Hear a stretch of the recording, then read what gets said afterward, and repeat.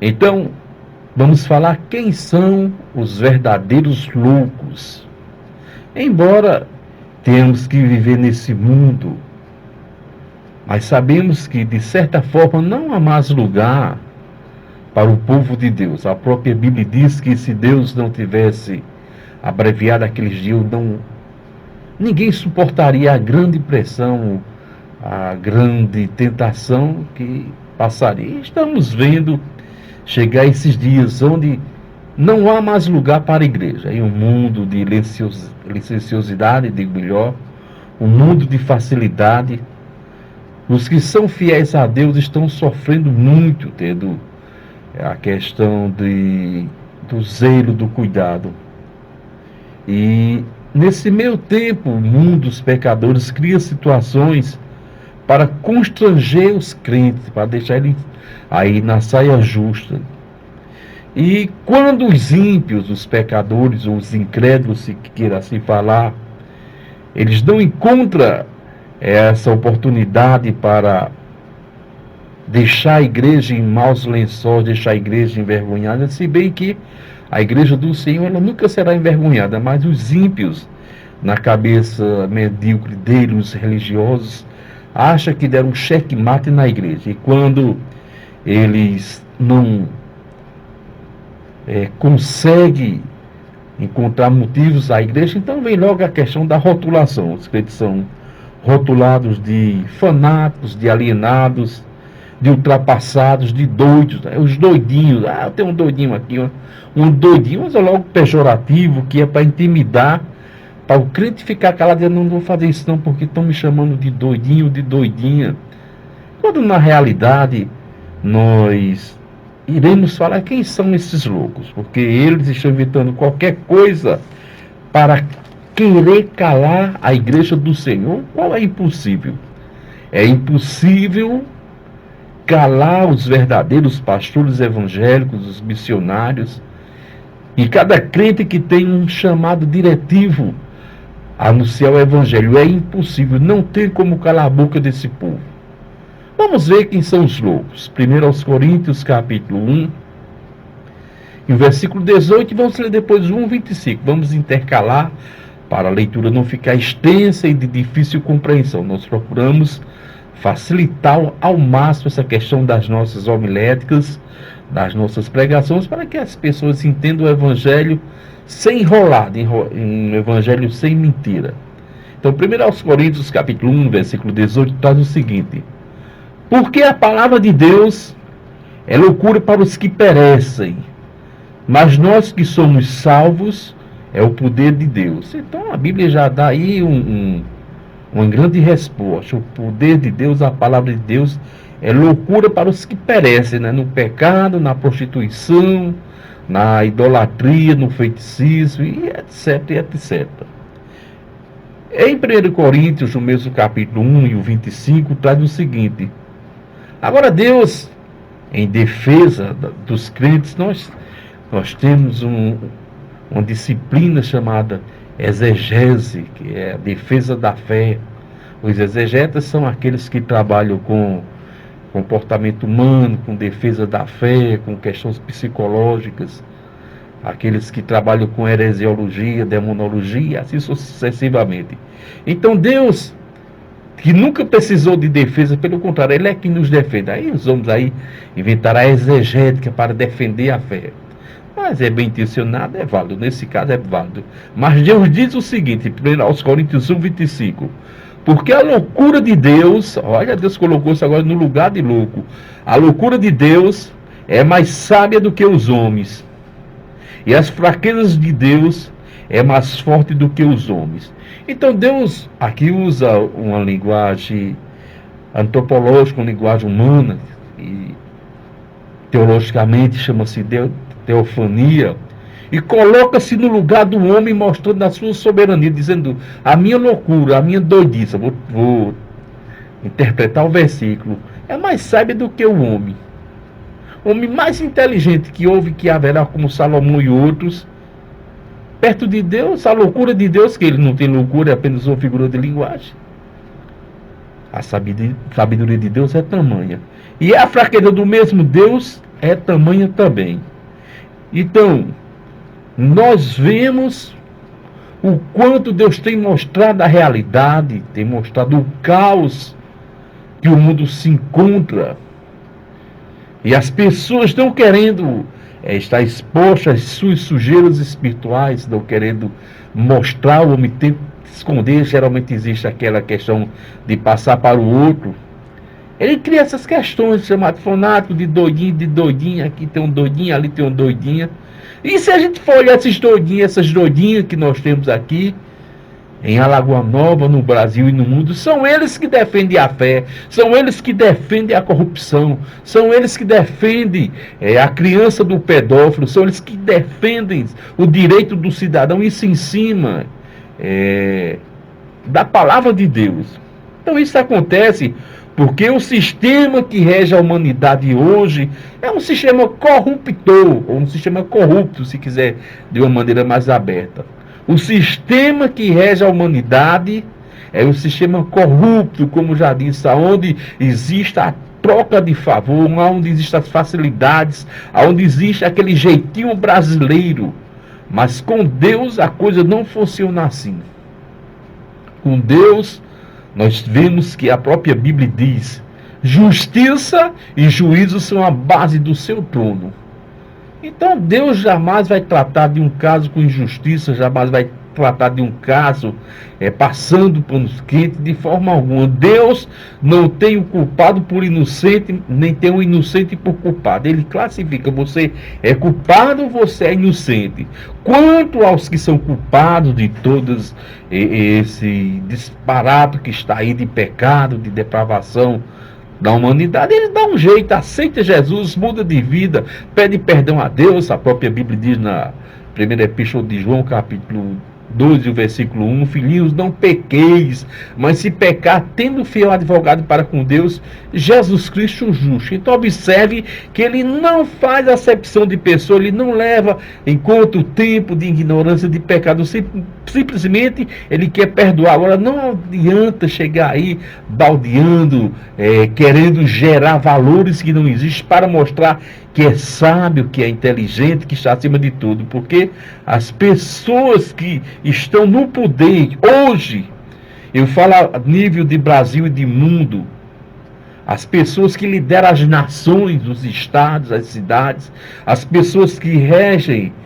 as Supremas Cortes, isso voltado ao lado mais político, né? Senado, os deputados, muitos prefeitos, muitos vereadores, em relação às coisas de Deus, em relação à espiritualidade, são incautas. E que palavra bonita é essa, incautas? É porque eu não quero ser mal educado, não quero ser desprezível, mas incautas são burras, são cavalais. Não queria dizer essa palavra, mas são assim em relação às coisas de Deus. Criticam o evangélico, criticam a igreja do Senhor, encontra erro de todo jeito, encontra falhas de pastores, de mulher de pastor, dentro do ministério, encontra todo tipo de erro, mas não encontra os deles. Quando se não precisa passar um pente fino, basta olhar que a gente vê o estado deplorável que está essas pessoas. São essas pessoas que se julgam boas, verdadeiras, sinceras, puritanas, fora do evangelho, que muitas vezes critica o assassino, muitas vezes se acha melhor do que aquele que entrou no estado de suicídio, um assassino que tentou contra a sua própria vida. Então ele jamais vai matar ou jamais vai se matar. Mas são essas mesmas pessoas que aprovam o aborto. O que é o aborto? É um atentado contra a vida. Diz logo: não, foi questão de estupro, tem que abortar. E eu digo com toda a autoridade, digo com toda a convicção, porque eu vivo em cima do sistema, eu vivo em cima de pesquisa, de dados. E hoje o sistema aí, de saúde, educação, está escancarado, não tem mais nada em segredo não, é para as pessoas ver, para as pessoas fiscalizar, embora as pessoas não saibam disso. Mas se a gente entrar no sistema SUS, Sistema Único de Saúde, É negado muitas vezes a um ultrassom, é negado uma ressonância em determinado tipo de parto, de gravidez, digo melhor, e outros procedimentos. E quando nós vamos olhar os casos de aborto que estão pedindo, não existe nenhum estupro. É do marido mesmo.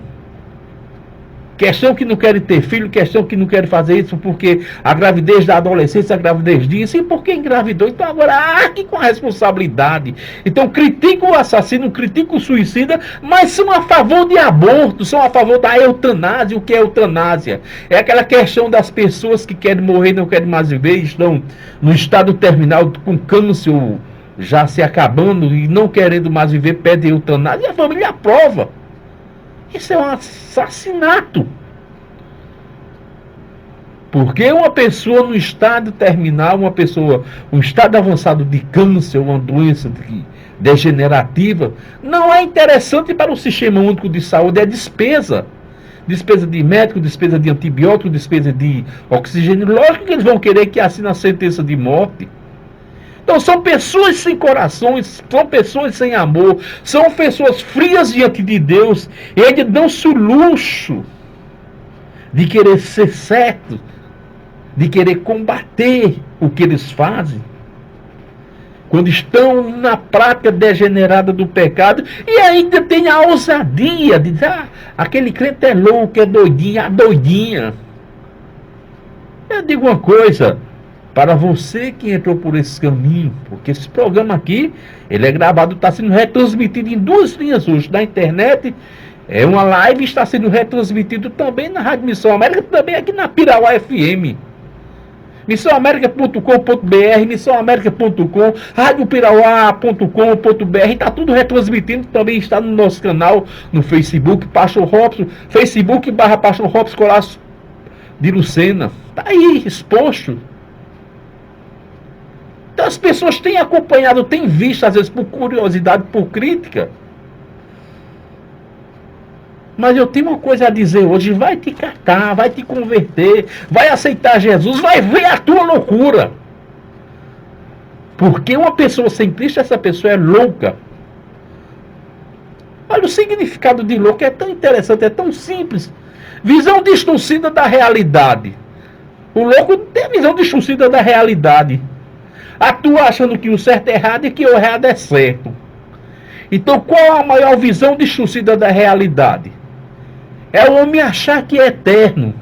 É o homem achar que não vai morrer, pecar, adulterar, roubar, meter a mão, idolatrar, deixar de adorar a Cristo em espírito e verdade, deixar de se curvar a Deus. E se curvar a imagem de escultura, essa é a realidade. E se curvar a ídolos, a homens, a cantores, e se curvar aquelas questões também religiosas, eu falo também de crente. Tem crente que idolatra pastores, que acha que os pastores eles são os mais santos, os mais puros do mundo, quando são meros seres humanos. A idolatria não é só no mundo não, a idolatria funciona no nosso meio também. Acha que a igreja dele ou dela é a única. A minha igreja é a certa, é a verdadeira, é a que vai chegar no céu. De forma alguma. Igreja certa, igreja verdadeira é aquela que obedece a Deus. Existiam 7 igrejas na Ásia: Éfeso, Tiatira, Pérgamo, Laodiceia, Filadélfia, e assim sucessivamente. E de todas essas igrejas foi tirado crentes fiéis. E de todas essas 7 igrejas foram 6 igrejas de melhor ficaram crentes infiéis, porque no caso da Filadélfia era a igreja que iria subir, a igreja pura. Então, essa é uma visão distorcida da realidade que as pessoas têm em relação ao Evangelho. Tem vergonha de ir a um culto, tem cisma, tem rixa com a igreja do Senhor, mas facilmente vai para ir para um terreiro de macumba, às escondidas. Quer ser macumbeiro, vá-se embora de dia, de noite. Gosta disso, você é livre, não tem problema. Aí tem vergonha de igreja para a igreja evangélica que fica nesses cantos. Isso não é intolerância não, quando se fala de salvação é Jesus. O que eu estou mostrando é de uma prisma espiritual, de uma visão espiritual. Então esses pecadores não raciocinam, acha que seguir a Cristo é loucura, acha que é natural, é normal. Não é normal, não. Veja a realidade dos pecadores. Vamos ler a Bíblia. Vamos ver a realidade de quem não tem a Cristo.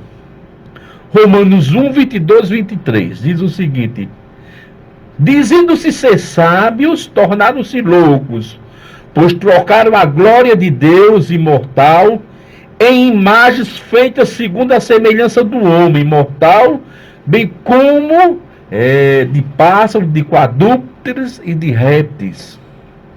É a Bíblia, não fui eu que escrevi. Não fui eu que fiz essa citação. Olha que coisa linda. Trocar a glória de Deus imortal em imagens feitas segundo a semelhança dos homens. Imagens com homem. Deu nome às imagens. Então são esses que se acham sábios, que se acham inteligentes. Eu quero que você saiba de uma coisa. O sistema do anticristo, nós estamos vivendo nesse sistema. Tem gente aí que acha que a besta, o anticristo, o falso profeta lá do Apocalipse, vai ser uns monstros que vai tomar conta da terra. De forma alguma, não vai ser não. Vai ser o sistema, vai ser líderes mundiais. E nós já começamos dentro desse contexto. Não estou dizendo com isso que o anticristo, a besta, não estou dizendo que o sistema está todo preparado, já está testando, se é que ele não já esteja no nosso meio.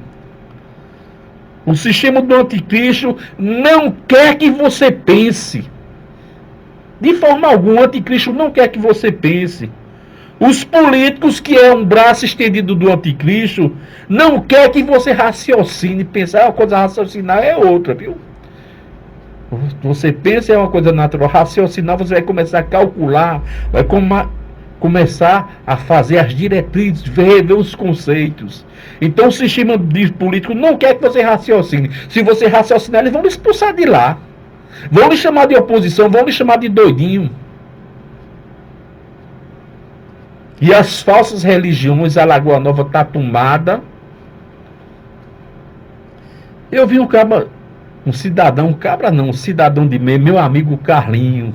Um abraço, Carlinho, você que está na nossa sintonia. Aprendi a ele uma coisa bem interessante com aquele camarada. Ele é muito inteligente. Ele disse que a Lagoa Nova... Eita, Carlinho, agora pesou. Carlinho disse a mim que a Lagoa Nova tinha um bar para cada igreja evangélica. E é verdade. Toda esquina, toda rua tem um bar. Tem uma igreja que é evangélica, entre aspas. É um dançando lambada e outro dançando lombada. Balançando o lombo.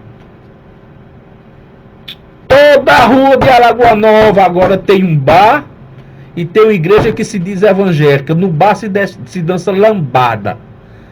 Dança aí um tipo de forró. E nessas igrejas que se diz evangélica se dança lombada, balançando o lombo. Então as falsas religiões não querem que você questione. As falsas religiões não querem que você questione, quer você alienado. E para esse sistema que você é tratado o quê? Como um objeto descartável. Só tem valor enquanto traz vantagem. No dia que você chegar de uma igreja que diz evangélica, que não é evangélica, que você não puder contribuir, que você não quiser contribuir por algum motivo, você é expulso dela. Você é descartado. No dia que você chegar dentro de um sistema político, que você achar que não deve dar a mão naquela campanha, você é expulso. Então esse é o valor que o mundo dá a você, esse é o valor dos donos, dos sábios do mundo. Mas com Deus a coisa é diferente. Deus diz: vinde como estáis, vinde a mim vós que estáis cansado e oprimido, que eu vos aliviarei. Tomai sobre mim o meu jugo, porque o meu fardo é leve. É leve. O fardo é o peso de Cristo é leve, porque só traz virtudes. Agora, o peso do mundo, cachaça, prostituta, roubos, briga, contenda, é pesado. O escritor Eclesiastes, contextualizando com o que nós estamos falando, estou já terminando, Eclesiastes 9:3 diz o seguinte: esse é o mal que há em tudo que acontece debaixo do sol. O destino de todos é o mesmo. O coração dos homens, além do mais, está cheio de maldade, de loucura durante toda a vida, e o fim deles se ajuntarão aos mortos. Um versículo para os ímpios. Todo homem natural, carnal, está ali tudo junto. Porque estão cheios de maldade, de loucura, de tudo na vida. E por fim, eles se ajuntarão aos mortos. Morte que fala aqui, não é essa morte biológica, não. Que pega o cidadão, bota no caixão, leva para o cemitério. Essa morte aqui, a gente estudando dentro de armateologia, doutrina do homem, do pecado, da queda do homem, vai ver que é morte espiritual. É aquela morte espiritual, separação de Deus, morreu espiritualmente. A Bíblia está falando. E esse não é o final, esse não é o destino que Deus quer para você. Porque vivemos em um ciclo tão vicioso de pecado, de desonestidade, que quando um anticristo, quando um falso pastor, quando um político desonesto, quando um enrolão é pego com a mão na massa, sabe o que diz? Mas ele fez isso de bom. Sim, por que fez isso de bom? Dá o direito dele roubar? Como tem acontecido aí com esses pastores que se envolveram com essa política nojenta a nível de presidência, porque orou pelos enfermos, porque fez culto público, dá o direito de roubar? De forma alguma, é obrigação, é dever de todo e qualquer missionário, pastor que prega o evangelho. Mas ele fez isso. Vê muito aí, fulano de tal passou a mão, deu um aumento e disse, não, mas ele fez isso, ele deu uma bolsa a um, ele deu isso. Fez isso, ele fez para Deus? Ah, mas ele deu emprego. Deu a você, ele deu emprego a Deus? Deixe de ser ranzinhos espiritualmente, deixe de ser miserável espiritualmente, deixe de ser ruim para si mesmo, comece a raciocinar como um evangélico salvo na pessoa de Cristo. Porque enquanto o mundo, enquanto as pessoas classificam os crentes como louco, vamos ver quem é mais doido do que os crentes. Aos Coríntios 2,14. Que não tem o Espírito Santo, aceita as coisas que vê. Quem não tem o Espírito Santo não aceita as coisas que vêm de Deus, pois são para si loucuras. E não é capaz de entendê-las porque são discernidas pelos olhos espirituais. A Bíblia está bem clara, né? Quem não tem o Espírito Santo de Deus não aceita as coisas que vêm de Deus. Porque as coisas de Deus são discernidas pelos olhos espirituais. Esses crentes aí fiéis que falam língua, esses crentes fiéis que oram, esses crentes fiéis que têm um dom de cura, que não anda fazendo da palavra de Deus um mercado, vendendo da palavra de Deus, pregando a tempo e fora de tempo, isso aí são louváveis diante de Deus. Eu digo uma coisa, quando eu falo em palavra desse tipo, eu quero lhe dizer uma coisa. Todo ser humano tem suas frustrações, tem seus medos, tem uma dor na alma, tem uma cicatriz de abandono, de perseguição, de enfermidade. São cicatrizes na alma, cicatrizes psicológicas.